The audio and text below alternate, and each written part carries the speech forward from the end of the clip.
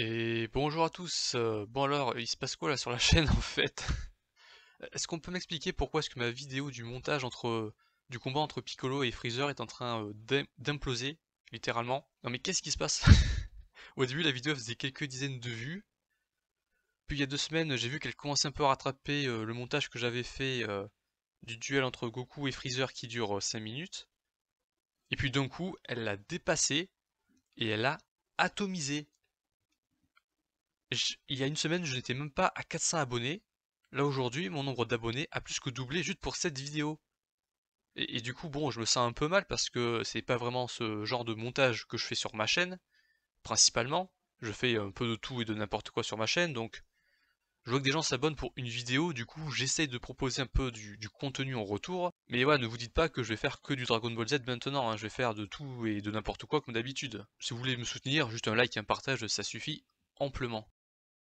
Et du coup, vu que je vois que beaucoup de personnes s'abonnent à ma chaîne, et s'intéressent, il y en a quelques-uns qui s'intéressent aussi à mes autres vidéos, et que j'ai fait une vidéo où je donnais mon avis sur l'arc Namek, Saiyan et Freezer, je me dis que ça serait bien que je fasse une petite mise à jour sur cette vidéo, car entre-temps j'ai vu la version Dragon Ball Z Kai, que je me suis procuré en DVD, et déjà il y a un truc qu'il va falloir que je vous dise, si vous achetez le premier coffret de Dragon Ball Z Kai, pour voir le eh bien pour revoir l'arc Saiyan, Namek et Freezer, je vous préviens, il manque les 5 derniers épisodes. Voilà, les 5 derniers épisodes du combat entre Goku et Freezer sont dans le deuxième coffret. Ce que je trouve c'est vraiment une magouille dégueulasse pour pousser à l'achat du deuxième coffret. Parce que moi, à l'âge de 14 ans, j'ai vu l'arc Cyborg et l'arc Cell. Je n'avais tellement pas aimé que je n'ai jamais vu l'arc bout de ma vie.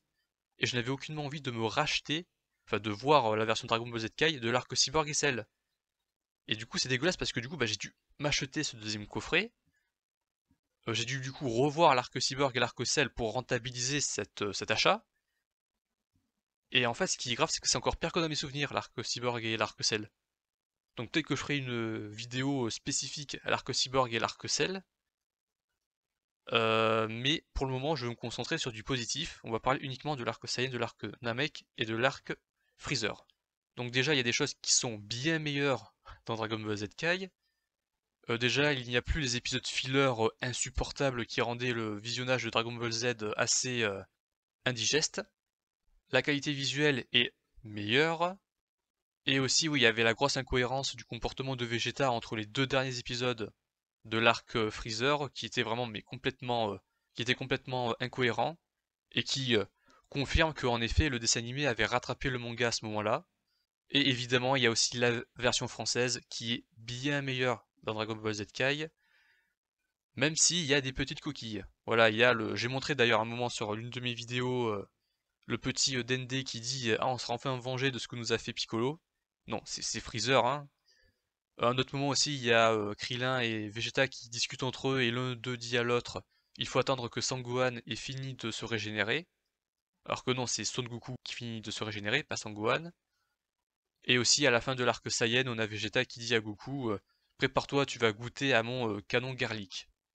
Oui, le fameux canon garlic de Vegeta, évidemment. Il y a aussi eu des prises de liberté faites par l'anime d'origine qui ont été gardées dans Dragon Ball Z Kai, comme par exemple le sacrifice de Piccolo, quand il se sacrifie pour protéger Goku du laser de Freezer. Ça, c'est quelque chose qui n'est pas dans le manga. Et moi, je trouve que ça, c'est une bonne prise de liberté qui a été du coup gardée dans Dragon Ball Z Kai car ça donne une évolution au personnage de Piccolo qui autrefois était le rival de Goku. Donc ça, moi, je trouve que c'était bien que ça a été gardé. Par contre, il y a des choses qui sont quand même moins bien par rapport au dessin animé d'origine. Alors déjà, il y a la musique. Alors si je ne me trompe pas, en fait, les musiques de l'arc Saiyan et de l'arc Namek et Freezer ont été dans Dragon Ball Z Kai remplacées par les musiques de l'arc Cell et Cyborg. Et pour ma part, je trouve que les musiques de l'arc Namek Freezer Saiyan sont bien meilleures que les musiques de l'arc Cell et Cyborg. Ce que, bon, les musiques ne sont pas mauvaises, hein, mais je les trouve vraiment inférieures. Il y a aussi Lunch, qui là pour le coup a été complètement effacé. Dans le dessin animé d'origine, on la voyait durant l'arc Saiyan. On la voit une dernière fois durant le combat entre Goku et Freezer, quand Goku pense à tous ses amis sur Terre qui vont mourir si lui il échoue face à Freezer. Et ce qui est terrible, c'est que dans Dragon Ball Z Kai, on a la même scène de Goku qui visualise tous ses amis, sauf que Lunch a été coupé du montage. Mais c'est du niveau que ce que faisait Staline en fait, c'est terrible. Mais bon, ça m'étonne pas vu que la tenue des héros elle est orange. L'orange c'est un mélange de rouge et de jaune. Et le rouge et le jaune ça vous fait penser à quoi? Exactement! En fait, Lunch elle est nommée au début de Dragon Ball Z Kai, dans le tout premier épisode, mais on ne la voit jamais. Il y a aussi donc l'arc Garlic qui n'a pas été gardé, vu que ça n'existe pas dans le manga, donc forcément ça a été supprimé. Ce qui est dommage parce que moi je trouve que l'arc Garlic c'est un très bon arc. Ça va droit au but, il n'y a pas d'épisode filler. Alors l'arc Garlic c'est un arc filler, mais dans cet arc filler, il n'y a pas d'épisode filler, quoi. Ça va droit au but. Ensuite on a certains enchaînements de plans qui je trouve sont cutés beaucoup trop vite. Ce qui fait que des fois on a des personnages qui finissent une réplique, et au moment où ils finissent leur réplique, il y a un autre personnage qui commence instantanément sa réplique à lui. Ce qui donne l'impression que les personnages se coupent un peu la parole des fois. Et donc voilà, donc en fait, Dragon Ball ZK, il y a des petits défauts disséminés à droite et à gauche, et tous ces défauts se regroupent en un seul endroit, le combat entre Piccolo et Freezer. Et ce qu'il faut savoir, c'est que ce combat, c'est mon combat préféré de Dragon Ball Z, et je peux vous garantir que j'ai ressenti une énorme déception quand j'ai découvert la version de ce combat dans Dragon Ball Z Kai. Le combat a été massacré. Les enchaînements de plans sont charcutés, ce qui fait que ça s'enchaîne super vite. Ça devient indigeste, on se croirait sur une vidéo d'Amixem, c'est insupportable. Et donc, du coup, ben, au final, qu'est-ce que je pense de ces trois arcs? Quel est mon verdict final? L'arc Saiyan, je trouve qu'il est presque parfait, sans tous ces épisodes filler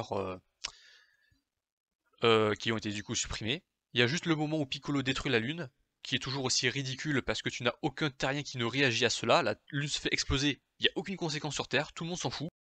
Et il y a le moment aussi où Goku dit à Krillin, non, Krillin, ne tue pas Vegeta, car je pense que c'est une bonne idée de le laisser en vie. C'est ça qu'il lui dit en fait. Enfin, je sais pas, il aurait pu trouver une meilleure excuse. Non, je veux pas que Krillin, je ne veux pas que mon meilleur ami soit un assassin. Ça aurait été un peu plus crédible, mais bon. Là, on sent que c'est forcé. À part ça, je trouve que l'arc Saiyan fait très bien son taf. Ensuite, on a l'arc Namek, dans lequel on suit donc aux trois arcs, celui de Freezer, de Vegeta et de la Z Team. Je trouve que les trois arcs sont du coup très bons, hein, comme dans l'anime d'origine.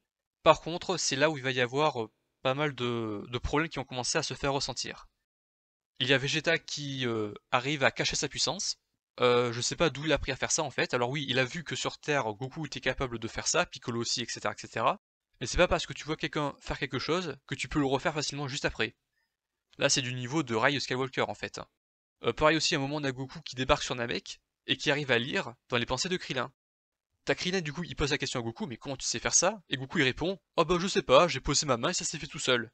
Non mais oh, c'est. Je veux bien que ce soit Dragon Ball Z, que ce soit un peu simpliste tout ça, mais bon, prenez pas non plus votre audience pour des couillons quoi. Là c'est quand même abusé. Et aussi, il y a toujours cette règle des Saiyans qui deviennent deux fois plus puissants quand ils évitent la mort, ce qui est une règle qui sort complètement de nulle part, car dans l'arc du ruban rouge de Dragon Ball, quand Goku échappe de peu à la mort face à Tao Pai Pai, Goku n'est pas devenu deux fois plus puissant à ce moment-là, donc cette règle sort complètement de nulle part, ça n'a rien à faire, et d'ailleurs cette règle-là des Saiyans qui deviennent deux fois plus puissants, elle ne sera même pas respectée dans l'arc Cyborg et l'arc Cell. Ça c'est incroyable. Si, elle sera re-respectée à la toute fin du combat entre Gohan et Cell, mais durant tout le reste elle n'est pas respectée, mais c'est... Bon, j'ai vraiment toujours ce problème avec cette règle, et tout ça se combine à un défaut global qui va commencer à l'arc Namek et qui va se perpétuer, c'est la surenchère. Le fait de vouloir faire toujours plus. Au bout d'un moment, ça devient vraiment du gros n'importe quoi. On a Vegeta donc qui est à, je crois, 20 000 de puissance au début de l'arc Namek. Et puis une semaine plus tard, quand il se bat face à Freezer, bah, il arrive à rivaliser avec sa première forme, qui est censée être à 400 et quelques mille de puissance. Donc ça veut dire que Vegeta il est passé de 20 000 à 400 000 et quelques en quelques jours. D'ailleurs, j'ai une question, si les Saiyans peuvent devenir deux fois plus puissants en échappant à la mort, pourquoi est-ce que Vegeta, Nappa et Raditz, ils ne se sont pas entre-tabassés entre eux en boucle et se soigner en boucle en même temps? Ouais, voilà, ça c'est le genre de question qu'on peut se poser. Bon voilà, là, la surenchère, c'est vraiment le truc qui a commencé à me déranger avec l'arc Namek. Sinon, à part ça, l'arc Namek se tient. Et c'est bien rythmé, c'est intéressant ce qui s'y passe, donc ça reste quand même bien, c'est positif. Et ensuite, on a l'arc Freezer qui est, je vais dire, correct. Voilà, alors, ça commençait bien, avec l'affrontement entre Vegeta et Freezer, le combat entre Piccolo et Freezer, puis on a Goku qui arrive, et là, ça commence un peu à s'éterniser. Alors déjà, il y a la troisième forme de Freezer qu'on oublie assez vite, car on la voit très très peu.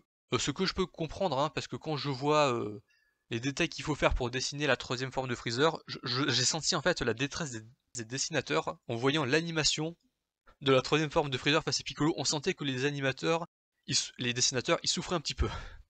Donc je peux comprendre qu'on passe assez vite à la forme finale de Freezer qui est beaucoup plus simpliste à dessiner. Et oui, donc du coup, j'ai toujours quelques problèmes avec le combat entre Goku et Freezer. On a ce moment où Freezer propose à Goku de se battre sans ses mains, alors que juste avant, Goku arrivait à tenir tête face à Freezer, alors que Freezer se battait avec ses mains. Donc c'est quand même bizarre, quoi. Je trouve qu'il y a un certain désordre dans les enchaînements des séquences. Et surtout, à la fin, on a Goku qui veut se barrer et laisser Freezer en vie, alors que tout le long du combat, Goku n'arrête pas de dire Freezer, je vais te tuer. Je vais t'éliminer, je vais te supprimer pour les Namek, au nom des Saiyans, au nom de Vegeta, au nom de Krillin, je vais te supprimer. Et à la fin, non, non, en fait, je voulais juste te faire peur, c'est tout. Allez, ciao, je me casse. Bon, voilà, j'ai toujours... on va dire que Goku, il croit en la réinsertion. Et puis, il y a toujours aussi l'épilogue. Il y a toujours des problèmes, en fait, dans l'épilogue. Donc déjà, il faut qu'on m'explique un truc. Au début de l'arc Freezer, on a Piccolo, il est ressuscité avec un souhait, puis il est téléporté sur Namek avec un deuxième souhait. Du coup, j'ai une question. Pourquoi est-ce qu'à la fin de l'arc Namek, de l'arc Freezer, pourquoi est-ce qu'à la fin de l'arc Freezer, quand Yamcha est ressuscité, il est ressuscité et téléporté sur Terre en un seul souhait? S'il a fallu faire deux vœux pour Piccolo, le ressusciter et le téléporter, pourquoi est-ce que pour Yamcha, en un seul vœu, on peut faire les deux à la fois? Pareil pour Tenshinhan et Chaozu. Pourquoi? En plus de ça, on a le dragon Namek, il explique qu'il ne peut ressusciter les gens qu'à l'endroit où ils sont morts. Du coup, pourquoi est-ce que Piccolo, Yamcha, Tenshinhan et Chaozu, ils ne sont pas ressuscités à l'endroit où ils sont morts? On a aussi Son Goku qui dit ah non mais je suis toujours en vie les gars, pas besoin de me ressusciter. Alors qu'on voit clairement que sur Namek, il meurt dans l'explosion de la planète. Ce qui laisse penser que Toriyama avait bel et bien prévu de faire se finir Dragon Ball Z avec l'arc Freezer, sur la mort du coup des personnages de Goku, Krillin et compagnie.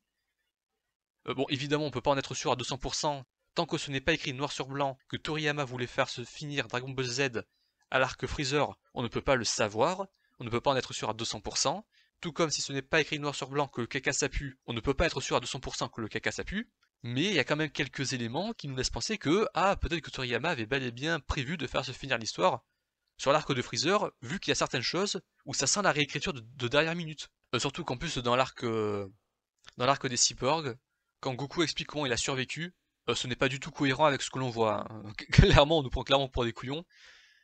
Donc voilà, j'ai quelques problèmes là-dessus, et honnêtement, je trouve que ça aurait été vachement bien que l'arc que l'arc Freezer se finisse sur la mort définitive de Krillin, qu'on ne peut pas ressusciter avec les Dragon Ball même de Namek, la mort définitive de Goku, la mort définitive de Freezer, et que à la limite, dans la suite on passe à autre chose.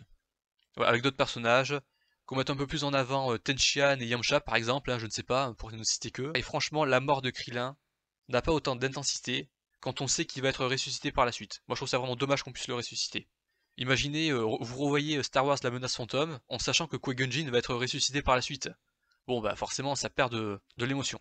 Mais voilà, globalement, l'arc Saiyan presque parfait, l'arc Namek ça reste bien, l'arc Freezer ça reste correct malgré ses défauts, et après bon bah là c'est la descente aux enfers totale avec l'arc Cyborg et l'arc Cell. Peut-être que j'en ferai une vidéo pour vous expliquer tous les problèmes que j'ai avec cet arc, mais rien que le traitement du Super Saiyan dans l'arc Cyborg et l'arc Cell, repensez à la réplique de Syndrome dans Les Indestructibles, le jour où tout le monde sera super, plus personne ne le sera, vu que ça sera devenu la norme. Voilà, c'est tout ce que je dirais pour l'instant. Voilà, donc n'hésitez pas du coup à liker et à partager. Et peut-être que je ferai une vidéo sur l'arc Cyborg, l'arc Cell par la suite. N'hésitez pas à commenter, hein, évidemment. à me donner votre avis sur ces arcs également. Et sur ce, je vous dis à la prochaine!